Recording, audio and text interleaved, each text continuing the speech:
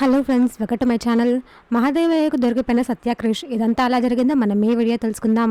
ఇంకా సత్య క్రిష్ అయితే ఇంటికి వస్తారు. అక్కడ లాయర్ మహాదేవయ్యతో మాట్లాడడం చూసి ఒక్కసారిగా షాక్ అవుతారు.